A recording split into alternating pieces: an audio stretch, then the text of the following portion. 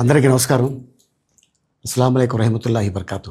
మిత్రులారా, 1999లో నేను రాజకీయాల్లో అడుగుపెట్టాను మా పెద్దాయన డాక్టర్ డి రామానాయుడు గారి కోసం.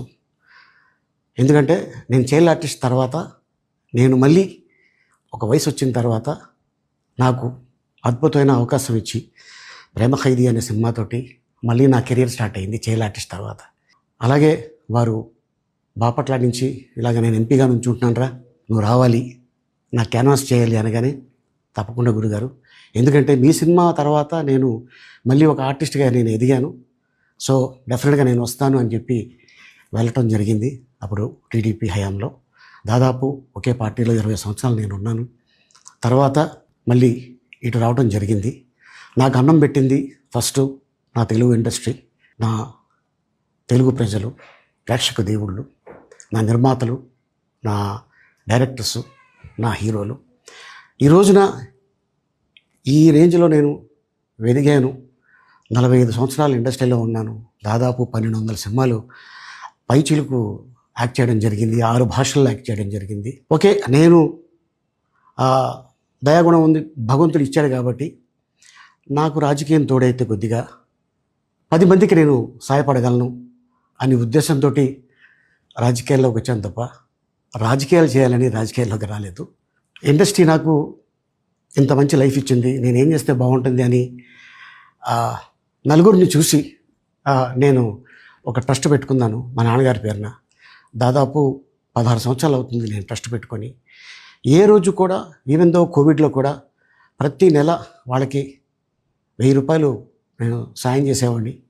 కోవిడ్లో కూడా ఆపకుండా అలా కంటిన్యూగా సాయం చేస్తూనే ఉన్నాను. చాలామందిని నా కుటుంబంలో అవ్వచ్చు, బయట వాళ్ళు అవ్వచ్చు, చుట్టాల్లో అవ్వచ్చు, చాలామందికి చదివించాను నేను.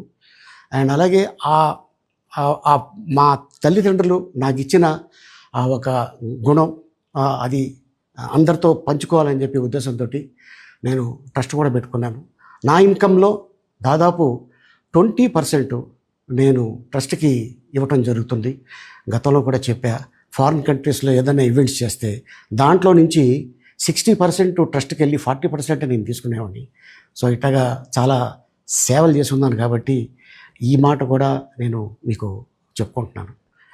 అండ్ అలాగే నేను వ్యక్తిగతంగా ఎవరి మీద ఏ పార్టీలో ఉన్నా కూడా నేను నా పార్టీ గురించి నేను పొగుడుతాను, అక్కడ ఉన్న వ్యక్తి ఎమ్మెల్యే క్యాండిడేట్ గురించి నేను పొగుడుతాను, నా నాయకుడిని నేను పొగుడుతాను తప్ప ఎప్పుడు ఎవరిని కూడా ఒక మాట అంటాం కానీ, వాళ్ళ లైఫ్ గురించి కానీ, వాళ్ళ పర్సనల్ లైఫ్ గురించి కానీ ఎప్పుడు కూడా ఏ వేదిక మీద కూడా మీరు వెతికినా కూడా దొరకదు.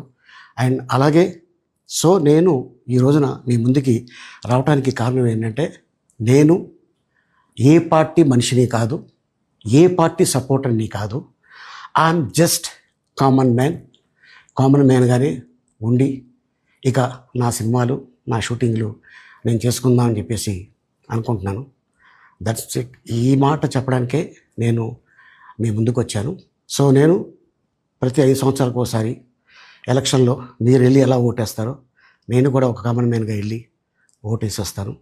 సో రాజకీయాలకి స్వస్తి, గుడ్ బై, థ్యాంక్ యూ.